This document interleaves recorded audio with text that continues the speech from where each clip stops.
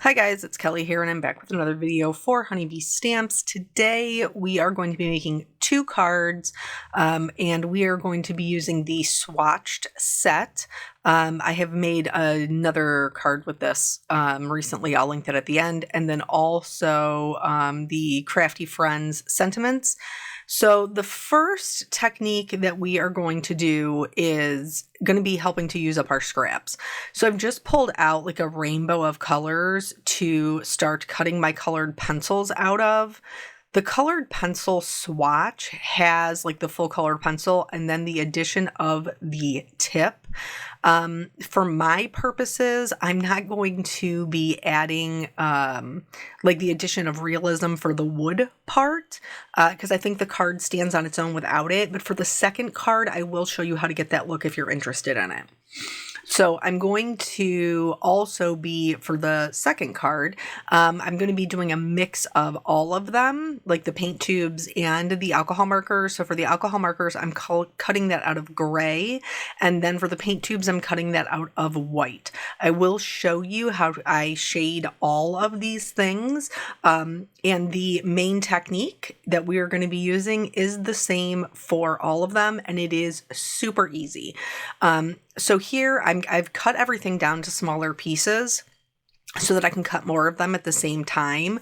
Also, this is a great way if you're trying to use up your scraps like I am.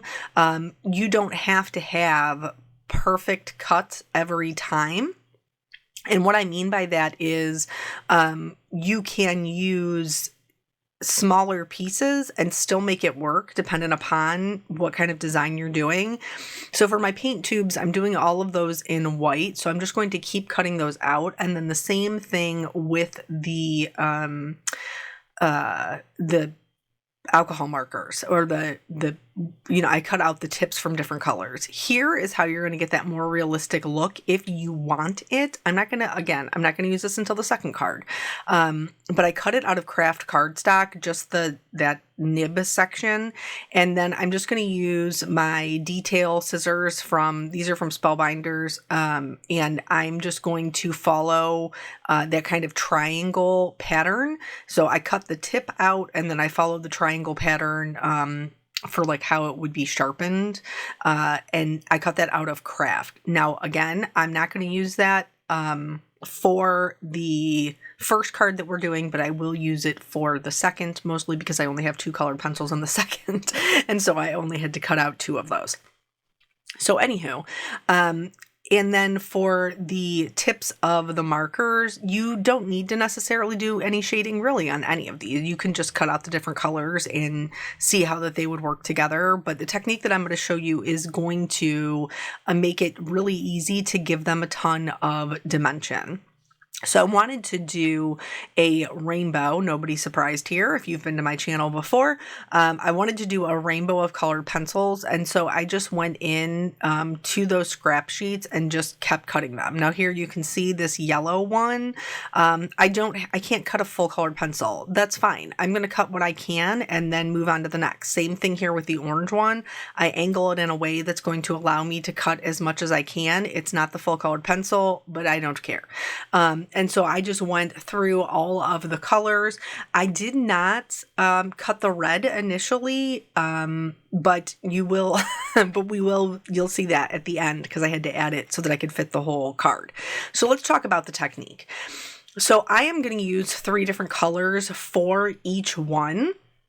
But you can use what you have. You can use this by like layering up other colors. So for the nib, I'm just outlining that bottom portion with the darkest color and then just kind of flicking it up. Here is the super easy technique that you can use to add dimension to these and really anything else that has like a center focal point. I previously did a video, this was years ago, with a nail polish set that Honeybee had. But basically, you're just going to do stripes. And so here I'm following the stripes that are embossed into my colored pencil. And then I'm putting down my darkest color. I'm going over that with my mid-tone. And then I'm going back over everything with my lightest color, each time kind of extending that out. For the pencil shaving part of it, I'm using a couple of different browns, and this is why they are different, because my color of paper is different. So when you're using warmer colors, a red, an orange, a pink, you want to have a cooler brown. And when you're using cooler colors, a blue, a purple, a green, you want to use a warmer brown. And this will set you more along the path of them actually looking brown. Now, I will be honest with you, the pink, the red, and the teal are off from the other ones, but that actually doesn't even bother me. If it bothers you, you can go back to that initial trick we talked about where you cut them out of a different color paper, or you can cut them out of white and color them, all together. This technique would still work just without the colored paper. The colored paper just makes it easier, not only to achieve the color that we want, but it makes it easier because sometimes we can have kind of that like, blank paper syndrome where we get scared of coloring on the white and we're not really sure where to start. So that can help with that. Here I wanted my my browns to be a little bit darker, so at least they would kind of be in the same realm as the other ones. So I did go in and make them a little bit darker, but then every single time I'm following the same strategy, taking that dark color, I'm following those stripes, I'm adding a stripe to the outer edge of the pencil and then along where it is sharpened. Then I'll go in with my mid-tone, I will go over those same areas and then kind of extend it out. Now we're not really doing a ton of work here, but you can see as they're like lining up that we are adding quite a bit of dimension.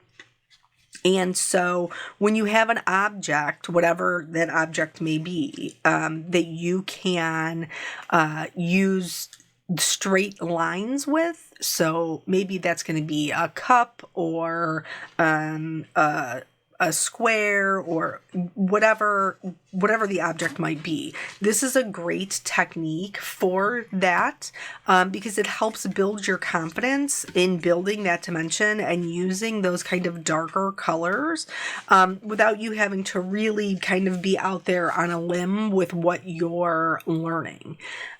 So here is that teal, and you can see here when I put that same brown on there, it gets super dark and it's very cool looking. It almost looks green. And that's because the brown that I picked just was not warm enough. So you'll see that I kind of go back over it. I'll revisit the one on the pink as well. Just trying to get it as close to brown as I can. But ultimately, I think that the feel of the card, like a fun, brightly colored card from one card maker to another or one crafter to another, I still get that same vibe. And again, that's what I just told you here is I'm going back with a different brown and trying to see if I can build that up to be brown. So I did these, when did I do these? I did these several weeks ago, and this particular set is supposed to be for swatching. So like whether that's your inks or your cardstocks or your pens, pencils, whatever. But I loved them so much. I loved them so much. And also I like, extending out the things that I have and getting more bang for my buck and all of that, being the cheap chicken that I am. So I like being able to extend them out to use them on the cards. So here is that teal. Why did I think that was? I guess we were doing the blue one before. I thought we were doing the teal, but you'll see how really dark this one is. It's really dark. But again, not overly worried about that. This one you can do, this card structure, you can do with any of these. You could make them all alcohol markers. You could make them all tubes of paint, whether that's acrylic or watercolor, whatever you're into. I like the colored pencils the best because I liked having that the separation between the barrel and the tip. So here I have them all laid out, and this is where I'm showing you, you could just pop that on and it would make quite a bit of a difference. But like I said, I'm not going to do that. So here is the red one that I didn't know that I needed. So we are going to color this one as well. I know that this video is a lot of repetition, but sometimes it helps to just do it multiple times, because how many colored pencils did we color here? We colored a red, a pink, orange, yellow, green, teal, blue, purple. So we've already practiced this 8 times, which is great because practice doesn't make perfect, but practice does make progress. And all of us here, my red was not dark enough. So I had to go back in and just add in my darker color again. And that's totally okay. Sometimes it just bleaches it out for the lighter colors, and you got to add it back in. No big deal. So again, adding that extra brown, here is where I'm lining them up. And where that whole, you don't need the whole pencil thing kind of comes in, I'm positioning all of these so that the hole punch for what you would use for the swatch is hanging off the edge, but I'm varying the heights so that it makes it more interesting. Like, they aren't all perfect in a row. Plus, if you try to make something perfect in a row like that, you're more likely to have a misstep. Whereas if you just kind of embrace that they're meant to be a little bit different from each other, you don't have the stress of that perfection. And honestly, they don't need to be lined up. They look pretty just next to each other. So I used the, what do we call them? Guys, why can't I ever remember this? Great greetings is what they're called, crafting. And so I cut the shadow out of black and the word out of white. And then I'm going to pair that with a sentiment from the Crafty Friends. And then here I am just starting at the top with the red and working my way down. Now you will probably notice that when we get to the bottom, there is a little bit of a gap. I am not worried about that because my intention is to trim it down so that I can put it on a black card base. So totally not stressing about that. But here, like even this little yellow one that we used up our scraps with, fits on there really nicely, and everything looks like it goes exactly together. Like, it's intentional. So here is where I'm going to put that handmade. And then for the Crafty Friend sentiment, which is hands down one of my favorite sentiment sets. I know you guys have heard me say that in a lot of videos recently, but I'm not kidding. I love it. I think it's so fun. But so I paired it with it. It says handmade, and then it says there was swearing involved. Because if you know me in real life, then you know that that is true. I even have a t-shirt that says I love Jesus, but I cuss a little. Because sometimes the situation just calls for it. So here I am going to use my tweezers and my glue to put those down. Everything lines up really nicely, really easily. And you could even like split this. So you could put the handmade on there and then put this part of the sentiment on the inside if you wanted to. I liked them paired together on the front. So I've treated with my anti-static tool. I am stamping down in our Brilliant White pigment ink, and then I am going to put on some white detail embossing powder and heat set that. So as far as life goes, I can't believe summer is almost over. Like, we are just in the last few weeks before Peanut goes back to school, which is crazy. I cannot believe how fast the summer has gone by. But I'm not ready to give it up without a fight. Like, we're still going to be doing the things that we enjoy during summertime, at least for a little while longer. So I'm actually hoping after I do this voiceover to go get Jelly Bean from daycare and get into the pool. We had some really, it was I don't know. It was just really weird weather for July. Like the one day the high was like 68 and we were like down into the 50s. It was bizarre. But so we haven't really had good swimming weather. So this time we're back up into, I think, the 80s at least. And so we are going to try and get into the pool. Sundays is a little bit challenging to get into the pool because she already has swim lessons, which, can you even believe that she's graduated again into the next swim class? She's doing so well. And that's honestly that's completely attributed to my husband and his commitment to take her to swim class. Because when my mom got sick, and there was so much going on with appointments and, juggling all of those things, her care and meals for them and everything else. I was like, dude, I cannot keep like adding things to my plate, and I think that we should take a break from swim. And he was like, I don't think we should take a break from swim, so I will take her.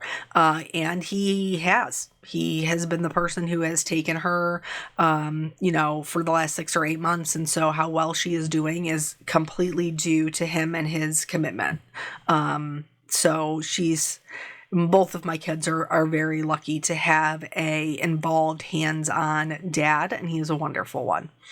So I made my colored pencils glittery. They do exist in real life. I know because I've bought them for my own children, but also even if they didn't, I would still do it. I use Stardust stickles, and I really just think it makes them just like extra and over the top. I love them so much. I wish that there was like better quality glitter pencils because I would use them. So I added on some rhinestones next to it. And then here along the sides, like the areas that are the lightest, I'm just letting kind of my white gel pen skim over that. I'm not doing a lot of pressure. I'm letting it skip if it wants to, just to add in those highlights. So now we're moving on to the next card, but still the same technique. So here I'm going to show you how to do it with grays. I want my paint tubes to look white. And remember, when we're adding shadows, we're adding it where 2 points meet and where one object lays on top of the other. So horizontally, I've added shadows where the cap will sit and where the label will sit. After that, we're back to the same vertical lines we've been doing. So where the lines are embossed, I'm following those down, and then I'm adding 2 lines to the outside edge. Again, I'm going to go in with my mid-tone. I'm going to go right over the top of those lines, and then just extend them out just a little bit. Now, for this one, I did choose to extend them out, like add some extra shading underneath the label and from the bottom of the tube towards the top.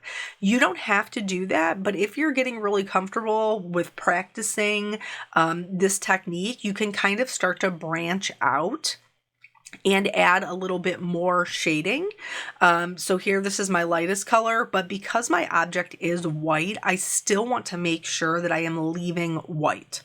So for the cap, again, there's like 3 parts to the cap. And so I'm just adding those horizontal lines where the die dips in to indicate the next level of the cap. And then I just went over them with my lightest color. And for the very top portion with the embossed, I extended them up.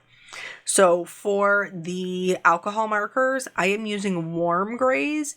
If you don't like cool grays, you can use warm grays for the paint tubes as well. But I wanted there to be a contrast because I have very neutral elements in this card, and I wanted them to pop. I didn't want them to blend in with each other. So I chose to use warm grays for this one and cool grays for the other one. This one, again, along that barrel, we're doing that same technique. For the top portion, I am extending it just slightly so that it gives the appearance that it like dips down to create that bottleneck. And even for these pencil sharpening areas, I'm using the same technique. Where it dips in, I'm drawing those lines up and I'm adding just a line of shading on either side. So even though that this is a different shape and it is a different item, I guess is the best way to describe it, I still use that same technique. And you can see that now combining them, we're getting lots of really, really good dimension here. For the other tips, I'm not using a ton of time. I'm just blending them out so that they'll match, because I like when my pictures are matchy-matchy. So if I wasn't photographing this with the other picture, I probably wouldn't even have spent the time for the 3 colors. I probably would have only done 2 because I know I'm going to put glitter on it. But if you're not, the 3 color blend is still a good one. For the labels, I'm going to color it as if it has a center highlight. And so my darkest shadows are going to go to the left and the right. This is matching up and mirroring that same shadow that we put on the paint tube, so that when we adhere the label on there, everything is going to match. The edges will be darker, the middles will be lighter. And here I'm just showing you this one so that you can see the color combination that I used. Her swim lessons were moving up. So we had that on Sunday. And so by the time we get home and do lunch and get a nappy in, it can be challenging to get into the pool on Sundays. So even though it is a quote unquote work day, I'm hoping to snag her just a smidge earlier than usual so that I can get her into the pool. For tonight, my peanut butter, my oldest, is actually at his dad's house, so I cannot get him into the pool, but he will be home tomorrow morning. So hopefully we'll be able to get in some more pool time before school starts. And now this school, like all the school sales are on. His school very generously offers a program where you can purchase your school supplies and like from the school, and they'll box them all together. And then all you have to do is go in and pick them up. And since I wasn't sure what was going to be going on with Mom at the time, I just went ahead and bought it. And I am so glad that I did, because now I don't have that stress. But I do have the stress of figuring out what clothes fit my kids and, what I need to get there. So that is the game plan coming up with him tomorrow when he gets home. I need him to try on his jeans and see if they still fit, if we're rocking floods, what we got going on here. And then her summer session is going to be coming to an end. So we will decide whether or not we're going to continue on that with fall. Back to the card. So here, once I put the lid on, I did add just an extra little horizontal line of shading, just because it needed it. It needed that little extra bit of shading for everything to kind of make sense. So I did one line of my dark, and I skipped the midtone and did one line of my light, and that blended it out enough. I was really happy with the way that these came out. I know that they're intended to be swatches, but I don't care. I think that they are great to use to create cards with. So I have a feeling, because I don't even swatch anything. Guys, I'm terrible. I don't swatch anything. So I'll just be using them as regular dies. So here, in order to get around the crafty hole punch situation, I am just positioning them as if like they were just scattered on a desk. And so they're laying kind of over top of each other and at all different angles. And I think that this would be a super fun card to send to another artist, another card maker or crafter. I think that they would totally get it. Well, most of us would. Some of us are tidy, but I am not. So the sentiment that I went for with this one was crafty professional procrastinator, and that is totally accurate in my situation.